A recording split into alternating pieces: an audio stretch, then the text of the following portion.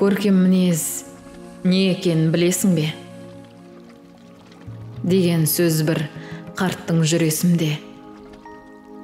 Ол қарағым Мұхаммед пайғамбардай жарасады тек қана ұл есімге.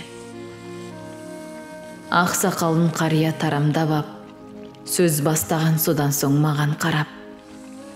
Жақсылығы жақсының байқалады, шашып тұрар шұғыла жанардана.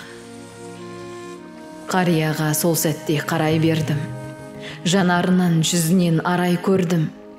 Көкірегі кең сарай қазынадай, ақсақалды абызға балай бердім.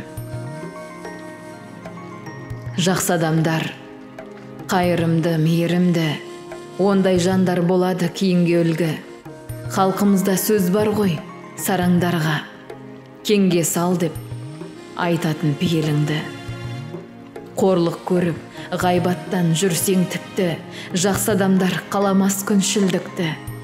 Жауласпай-ақ ешкіммен, дауласпай-ақ сабырменен жеңеді мың сұмдықты.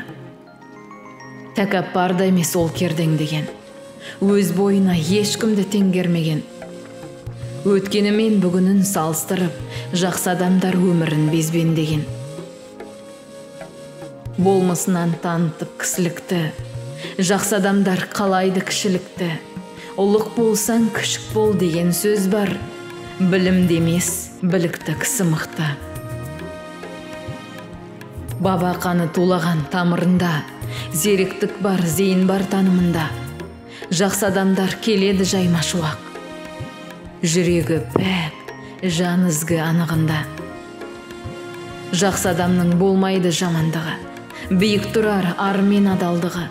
Жатса, тұрса жүрегі нұрға толып, ойлайтыны елінің тек амандығы.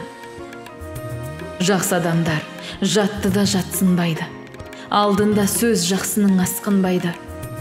Жүрген кезде жаманның құты қашып, жүзінде нұр жақсының тасқындайды.